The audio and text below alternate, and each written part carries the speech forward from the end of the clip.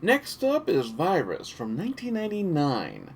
This one stars Jamie Lee Curtis, which is one of the few roles I actually know her to be in. I can't really think of many offhand beyond the Halloween franchise and Prom Night, and I believe there was that one where she's on a train. Uh, that's really all the horror I remember her doing. So, I know there's gotta be more, I just can't remember any others. Is this one is a bit of an issue? Eh, okay, let me see if I can put this in the best perspective with a synopsis. You're dealing with a crew of ragtag people.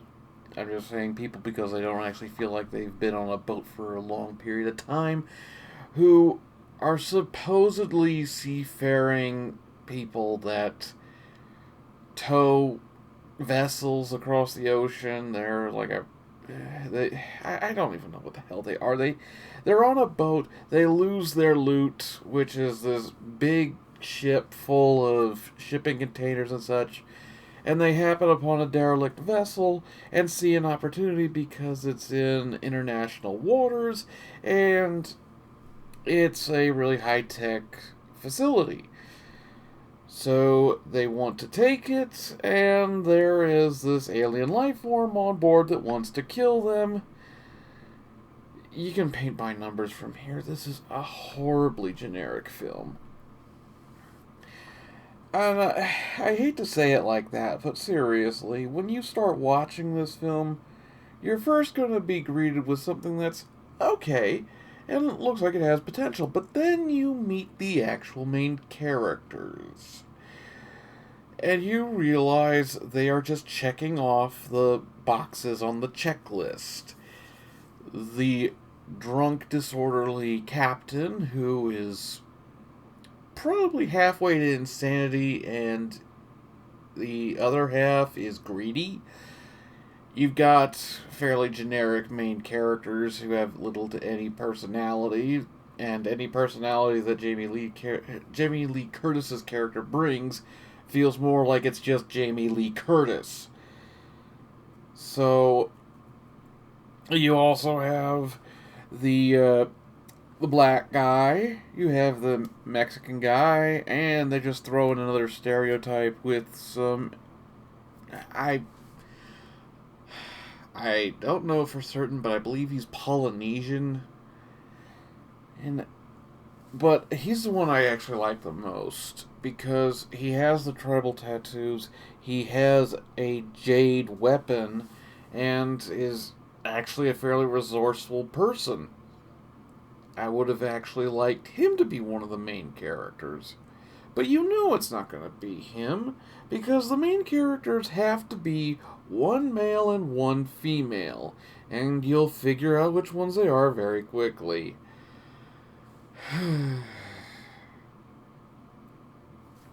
It's just horribly cliched with generic writing.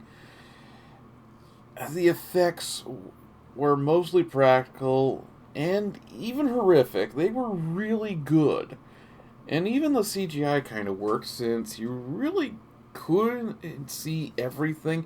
The trouble with the practical effects is it was dark and it was a lot of really exposed mechanics and electronics, so it was difficult to make anything else. So when they did use the CGI, it actually had a bit of definition to it and movement that made you kind of make out what you were looking at a bit better. So this was one time when it was really well used. I also have to admit that the creature designs lend themselves well to computer generation, so that was a really good idea on their part.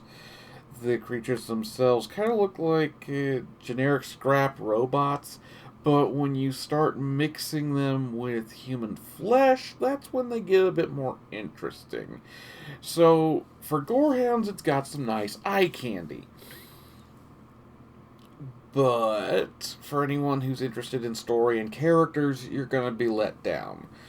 I wanted to like this, but ultimately I found myself getting more frustrated by how much of this movie I've already seen in other movies that were either equally bad or maybe a bit better because they at least tried to get outside of the formula. The only thing this movie really has going for it is Jamie Lee Curtis and the practical effects.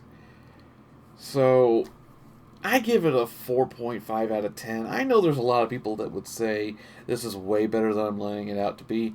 And I can see why you would say that, but you gotta think. I have seen hundreds of horror films, and this is a dime a dozen.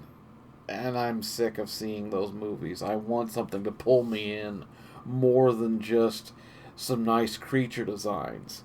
If I wanted to see that, I could just look up the images online without actually watching the film. So give me something to pull me in.